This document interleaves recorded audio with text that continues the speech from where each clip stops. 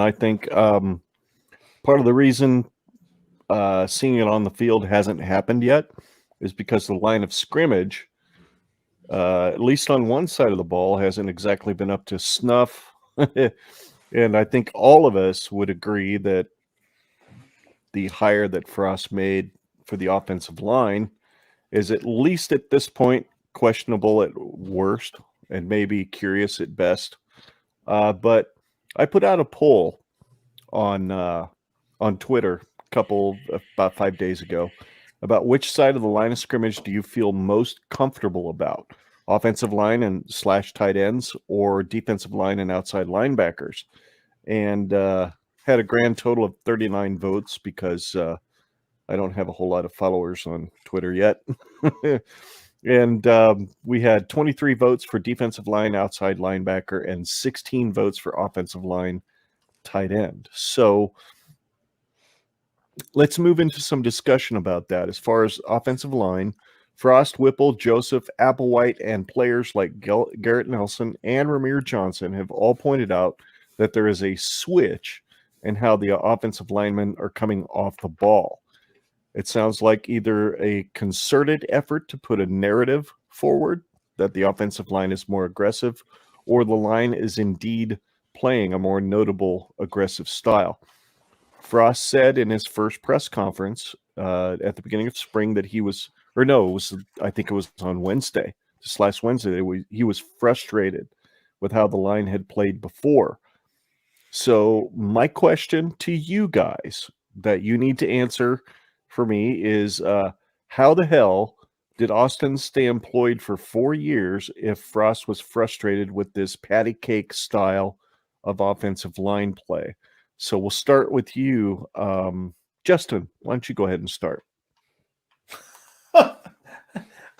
I have no idea because up until like last year, I thought everybody liked Greg Austin. I thought the fans liked him.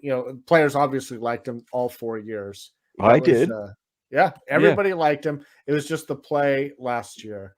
So I don't know what, if Frost was frustrated for how long. I don't know. Whatever that is involved there, but we all liked him. I mean, it was a weird scenario where it just didn't pan out last year. So I think anything that you hear now, with Donnie Raiola, when they're pumping him up a little bit, well, it's because the offensive line play was so bad last year, and it's trying to probably like what you say, kill that narrative that it was bad, and just trying to move on up, right? That it's getting better. We won't know. We won't know until the first game of the year how much better it's really gotten. But there are big question marks with his experience. Anything positive that you're hearing, it's like, well, yeah, because he's brand new, you have to say those things. You can't admit that he's not doing great. You have to say the right things. Plus, shoot, we're only like 2 weeks into spring camp, so what do we really know? So I don't know. It's the most interesting position group by far. Well, yeah, exactly. Most concerning, I should say.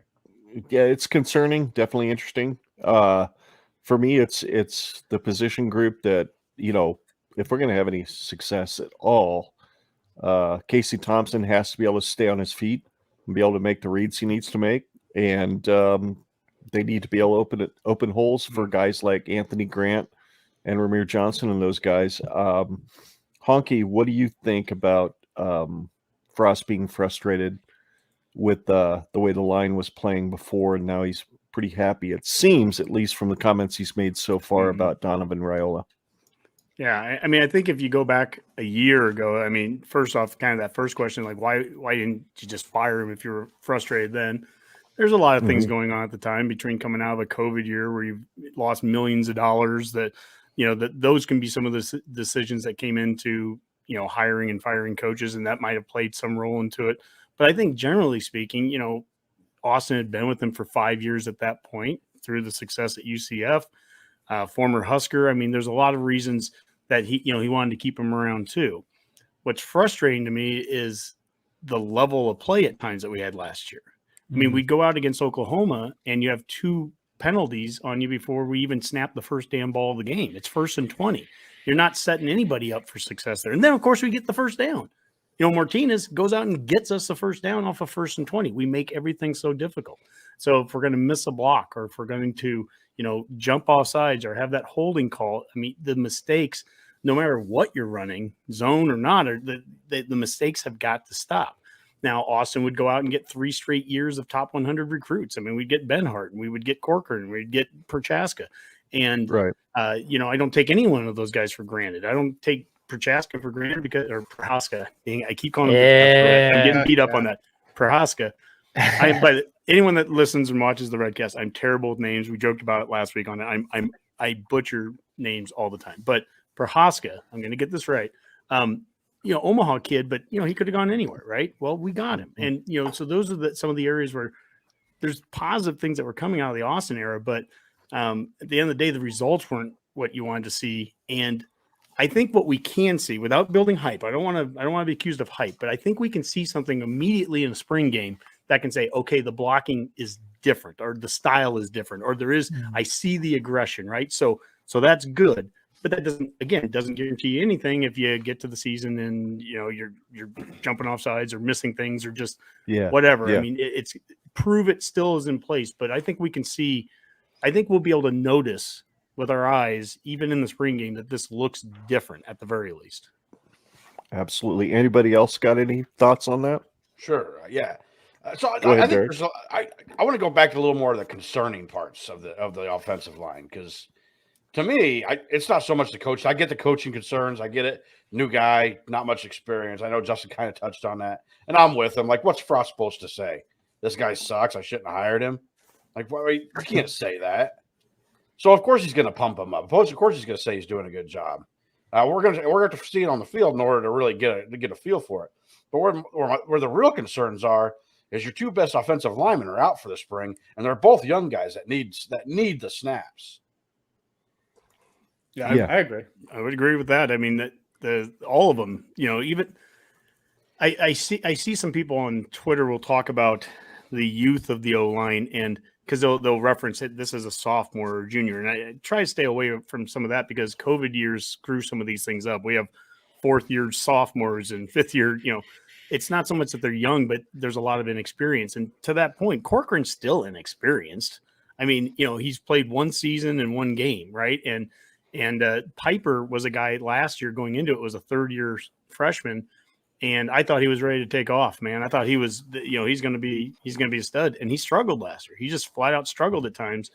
And not that he's a bad player, right? I love in-state recruiting. Thank God we got him. When we offered him, his only other offer was from Iowa. And guess what? If we don't get him, he ends up at Iowa and he'd be in his 4th or 5th year of development there. And he's probably a starting tackle for them running us over, right? So I don't I don't want to revise history on that. I just want the guy to get better. They're switching him, it looks like, maybe to center. Let's see what he does this year now. New coaching always kind of it gives you a new chance, new eyes on you.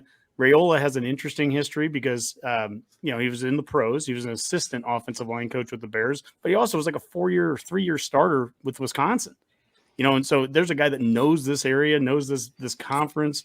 He's well respected up there in Madison that way, and I think the coaches give you some different areas of expertise from recruiting and all that. You already see Raiola going into Chicago and that area, so that's an area that we haven't always been able to hit on as much. So there's a lot of positives, but I mean, look, everything.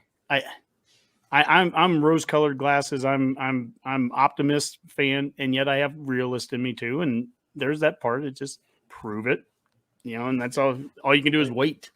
And that's what sucks about this whole thing right now is you're going to learn essentially nothing from the spring about that offensive line. Maybe blocking technique, you can learn a little bit about that. Mm-hmm. But if you're trying to figure out a 2 deep, you're not going to figure anything out. Yeah, and because not yet. Like I said, your 2 best guys are hurt. We don't know what center's going to bring. We really don't know. Is Benhart going to be able to do something somewhere else? Is he going to be an improved tackle? I mean, what's he going to bring to the table? Is he just going to get passed up? I mean, I think he's going to have every opportunity to be that right tackle. a guy that I'll throw this out to you, and I mean, I'm biased because we spoke with him, and we finally did our first player interview a couple weeks before spring ball, and then we'll wait until after spring to even try to contact future ones. But we did talk with Kevin Williams, the Northern Colorado transfers from Omaha North. And we know our recruiting issues at times in Omaha. Well, I mean, I think he's a big recruit for a number of reasons. I always love getting Nebraska guys back into it, but just talking with the good dude too. I mean, I want to see physical play. I want physical offensive line play, no matter what style you call it. I just want to see it be physical.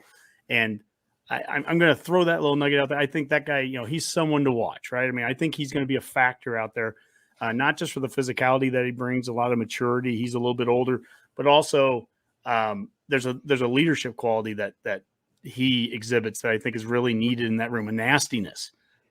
Some of that offensive line play. You go back to the pipeline in '94, and those guys are all totally different from a mentality. Rob Zaska is not Zach Wiegert. I mean, they are totally different on the sides of, Wiegert was the right in your face, we're going to run right here to this hole and try to stop us kind of guy. And Zask is the 4.0, biomed guy or whatever, now he's Dr. Rob. And so they're all different. And then Joel Wilkes is the walk-on guy that built himself up. And Brendan Stye is the All-American dude from California. And there's Aaron Graham. But they're all guys that have been in the program 3, 4, 5 years. They've built themselves up. There's a lot of continuity between them. And at some point, let's find 5 guys, the best 5 guys, and let's try to stick with that. Let's try to build some continuity with them. And if we keep switching dudes around left and right, I mean, that's not a recipe for success either. Well, Frost has always talked about getting old and staying old. And that's a position group we have not been good at doing that with. Yeah, I 100% agree. That's a question that kind of popped into my mind as you were talking, Honke, about Austin's philosophy was the best 5 guys are going to play, and all 5 of them are going to be able to play all the positions on the offensive line. For me, I've always lived and believed that if you're a jack of all trades, then you're kind of the master of none. So, and I think it was either Kevin Williams who said, figure out where the hell you want me to be and then leave me there. So do you think Raiola is the kind of coach that is going to figure out who the best 5 guys are at all 5 positions, and he's not going to cross-train them quite as much, but make them be a master of that position, per se? I think there'll still be some cross-training that goes on. Williams talked about very specifically, like, I need to get down to 332 pounds if I want to be a tackle, which was so specific, right? And he's at 344. I mean, and he's like, I can play tackle, but boy, I love being a grinder in the middle at guard. I can do things you can't do at tackle at that spot. And it's to your point there, it's the idea that it's not just always so interchangeable. The spots are different, but there is belief that you can play on the left side and the right side. And my understanding, if I read something the other day, if I remember right, was that Austin was more hesitant on moving someone from right to left, more hesitant than what Raiola is. But you see it with all the position groups. Travis Fisher talks ad nauseum about you're going to play corner and safety and you're going to learn all this stuff, right? We just talked about the wide receiver spot, and is Manning going to be a slot? Well, he'll be a slot, but he'll probably line up on the outside too. And Lante Brown at some point is going to probably be in the backfield on a play, right? I mean, these guys have to learn all this stuff. I don't think the O-line is going to be any different, but if it's at a point where you're making mistakes because of it, that's a whole different ballgame. I mean, the mistakes that we've made the last couple of years, that was as damning as anything against Austin, to be honest with you. I keep hitting that Oklahoma game, but you can't start off games 1st and 20, with pre-snap stuff. You can't just flat out have some of the mental mistakes that we've had. There was a point against Northwestern 2 years ago, the pandemic year, where all 5 starting offensive linemen had a penalty on them. And if you remember, there was even one drive. I think we had the lead early on. I think we were we were moving the ball against them really well, and we had like 3 penalties that just kept killing all the good things you do. They'd come right back on you, and then we'd miss a field goal or something, because why not? And I mean, and that's how you end up games where you've outgained the opponent by 50 yards and you lose. Or we've had games where we've outgained the opponent by 300 yards. Illinois back in 2019, Rutgers at the end of the year. We put up stats that looked like we beat this team by 38 points and we'd win by 3. Because when you have turnovers and fumbles and all kind, turnovers and penalties and all those special teams mistakes, it's like, come on. Drives you crazy. So do you think that part of the reason why some of that's going to flip, Honke, is because we've got guys on that coaching staff that have seen every situation possible in college football and could coach these guys through it? I think that's true. What do you think? I mean, I'm as scarlet colored and biased as shit. I mean, I'll give you that. But I hope. I mean, I love the story. I think continuity and staffs help. I'll bring up the evil Iowa guys again. They've had 2 head coaches since 1979. Mm-hmm. That sounds a lot like what we used to do, right? We had this continuity from 1962 to basically 2003. They go to a bowl game every damn year. Go to a bowl game. Yep. And there would be times when that coaching staff has coached with each other long enough. I can remember during especially the later years of the Osborne era, there would be some game and we're playing Missouri, somebody, and they come out in some weird defensive front and there's Teneper and Dan Young and Osborne, they might struggle with it in the first half, but they would get together at halftime and it's like, well, do you remember when North Carolina State did this to us in a bowl game back in 1978? And what did we do? How did we adapt to it? And they would figure it out on the fly. They had that much institutional knowledge. And that is something that I don't know that we're going to have that on day one with the staff together. I mean, they haven't been together that long, but Whipple's 40 plus years and all the things that these different coaches have seen. I mean, my goodness, I sure as hell hope what you're saying, Ken, is right. I mean, I hope that we're going to see the ability to adapt on the fly, make changes, and do all that. Let's outcoach a team. Let's win a game by outcoaching a team one time. Oh, that would be nice.